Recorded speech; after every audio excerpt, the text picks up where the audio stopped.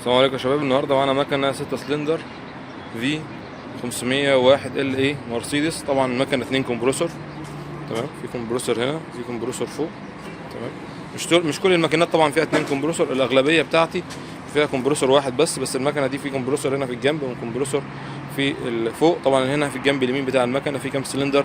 6 سلندر. العد بتاع السلندرات بيبدا من اليمين 1 2 3، وبعدين الناحيه الثانيه 4 5 6، لو 8 بيكون 4 يمين و4 شمال. طبعا ده المنفل اللي احنا مصورين عليه، المنفل بتاعي، تمام. المنفل ده بيكون واخد من التربو، دي مروحة التربو اهو، تمام. في طبعا بيكون في وصلة هنا بين التربو والمنفل، تمام. بعدين بتروح لفين؟ بتروح على الانتركولر. قبل الانتركولر بيعدي على حساس هنا، الفيشة بتاعته دي طبعا حساس بيسموه حساس التربو او حساس المنفل. بيروح على المنفل يتبرد وبعدين يرجع تاني على الوصلة دي وبعدين يتوزع. في عندي هنا في اليمين فلترين، فلتر كبير وفلتر صغير، فلتر كبير بتاع الزيت وفلتر الصغير بتاع الجاز. في عندك طبعا هنا كل رشاش بيبقى داخل عليه ماسوره، دي داخله على الرشاش، دي داخله على الرشاش، طبعا جاي من وحده الحقن. ممكن نشوف هنا الصوره دي، وحده الحقن اهي، تمام. في طبعا 3 يمين و3 شمال.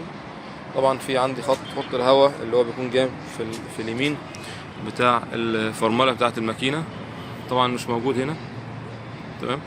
في عندي حساس الكرنك تحت، طبعا الكنترول بيكون راكب تحت هنا، حساس الكرنك او الحساس معايا. في عندي حساس الكامة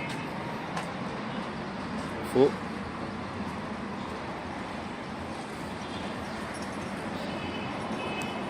مش عارف ظاهر ولا لا، هو في الحتة دي كده، ده السلك بتاعه، ده حساس الكامة.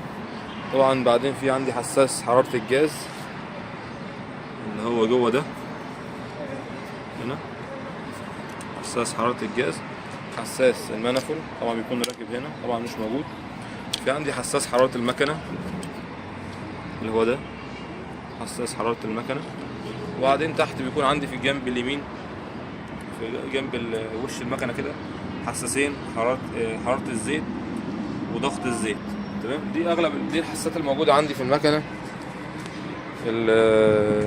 المكنة الام بي 3. طبعا هنا في عندي الزرار بتاع الدوارة، في عربيات بيبقى فيها زرارين وفي عربيات فيها زرار واحد. وعندك طبعا هنا تحت لو في كارتيرة بيبقى عندي حساس الكارتيرة بس مش موجود. ده بلف، طبعا البلف ده تبع البيئة، نظام البيئة، تمام. مفيش عندي هنا حاجة. طبعا الناحية التانية بقى بيكون عندي المارش، الفتحة اللي جوه دي تخص المارش، طبعا من المارش للفلام عشان تلفف المكنة. طبعا ده التربو بتاعي بيكون راكب هنا ايه، في بيضة هنا اللي هي دي بتبقى راكب عليها البلف بتاع فرملة المكنة. ادي عملية التبخير. طبعا ده هنا ايه، جزء ده ميكانيكا. طبعا هنا التربو في قطعتين، في قطعة اللي هي بتبقى داخل عليها الفرن العادم، خط العادم، والقطعة التانية اللي داخل عليها الهواء، ومنها للمنفل بتاعي.